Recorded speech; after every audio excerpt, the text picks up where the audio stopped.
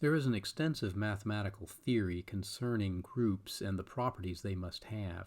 And I want to talk a little bit about those because these properties that are mathematically defined also hold true for point groups. And so I won't give you a detailed proof of this, but I want to at least tell you what those properties are and show that, for example, this C2H point group that we found for butadiene does meet all of those requirements.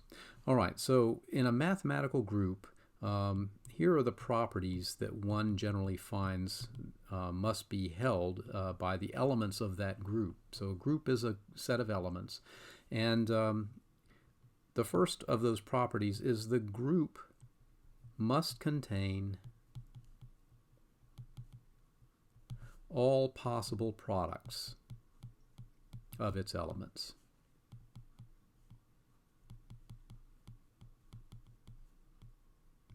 That is to say,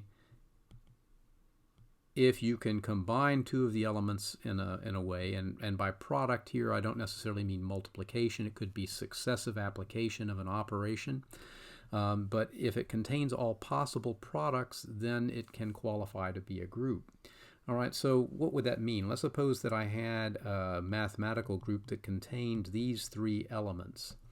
Then it would say that somehow AB must be either equal to A, B, or C. It has to be one of those elements. Similarly, BC must be equal to A, B, or C. And AC must be equal to A, B, or C. In other words, all of these possible products that we've listed here must be elements of the group. Now, in the case of the C2H point group, it's easy to see that combining the identity operator with any of these other operators should give that same operator. But let's do something a little bit more sophisticated than that. Let's suppose I can define some vector x as just being equal to x, y, and z, the three coordinates of that vector. Now, I'm listing this vertically with a little bit of malice aforethought because we're going to be using vectors expressed this way in a future video. All right, so this is a vector that describes a point. Now, how do these various operations operate on that particular vector?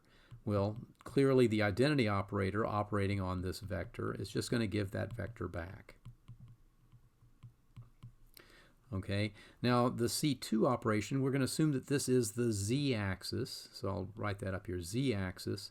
So when I rotate about the z-axis, what's going to happen is going to change the sign of the x and the y coordinates, but it will leave the z coordinate the same. So I should say x, y, z here. But this is the effect that it has on the xyz vector. All right, if I do the inversion operator on xyz, that's going to change the sign of all the coordinates. It's basically inverting through the origin. So that'll be negative x, negative y, negative z. And finally, if I reflect this through the xy plane, what will happen? Well, it'll simply change the sign of the z-coordinate, but it won't affect the x and the y coordinates. All right, so we have a way now of determining these various operations. What happens if, for example, I first operate with the C2 operation on x, y, z, and then I apply the inversion operation? All right, so this would be the product of these two operations. What will I get? Well, the first operation is going to result in negative x, negative y, and z. And then when I invert this, I have to change the sign of all three variables. So that will give me, now the minus x will turn into plus x, the minus y will turn into plus y, but the z will turn into minus z. Well, is that one of the results that we see up here? Well, yes, in fact, it is the same as the sigma h operator. And you can do the same little set of manipulations and prove to yourself that any pair of operations here will result in the result of one of the other operations on this particular point group. Okay, the second property that mathematical groups must have is they must contain an identity element.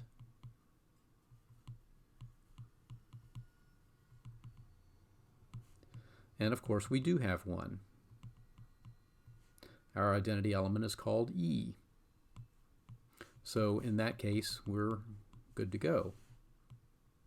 Okay, a third property is that the associative law for these operations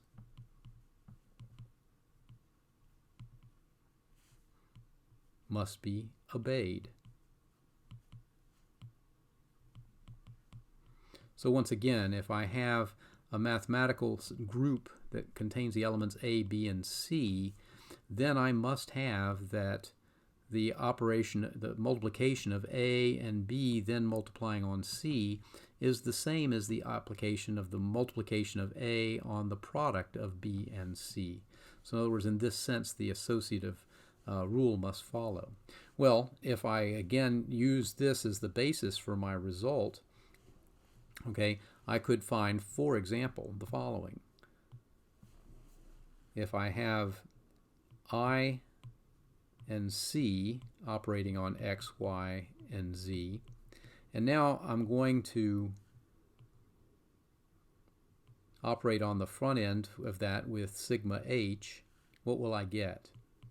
Well, I know the result of this is XY minus Z. So when I operate this on it, all that does is change the sign of Z. So that means I'll get my original vector back out. So in other words, this particular combination gives me E. What do I get when I do first sigma H and then I operating on C2 of this vector? So in other words, now I'm grouping them this way.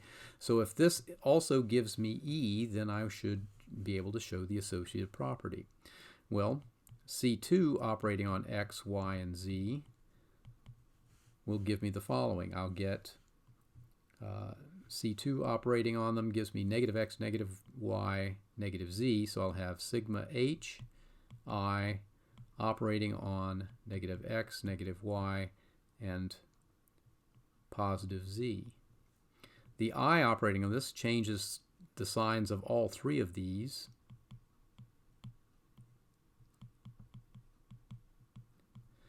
And then sigma H operating on this changes only the sign of the Z coordinate. So once again, I find that this combination of operators will give me the identity operator. So indeed, the associative law holds for this particular example. Okay, the fourth property is that every element has an inverse that is also part of the group.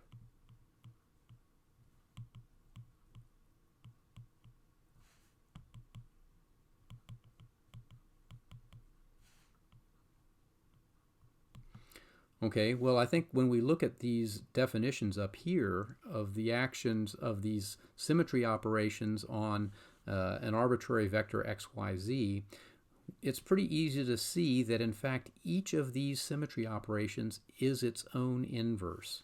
Okay, so this is another way of saying that, in other words, E minus 1 is equal to E, and C2 minus 1 is equal to C2, and I minus 1 is equal to I, and sigma H minus 1 is equal to sigma H. So in other words, each of them undoes itself. Basically, they are reversible operations, and so in fact this does obey that mathematical property, but all point groups do. All point groups contain an element that is the inverse of itself or of another element in that particular point group. Now I want to mention one other property of groups that is not true of all mathematical groups, but is true of a subcategory of those groups. There is a subcategory in which the commutative property holds. So we've seen that quantum operators don't obey the commutative property, but if I have AB equals BA for all possible combinations of elements of the group, and this is also true of C2H, of the particular point group we have here, then this is called an Abelian group.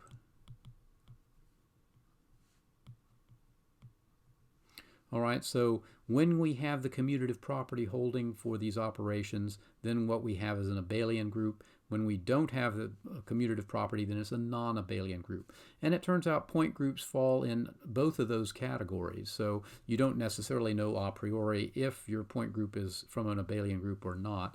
However, I think a lot of the ones that we'll look at probably are in the abelian group. This is not an important designation for you to memorize, but it's something that you may run across as you look at the literature on symmetry in molecules.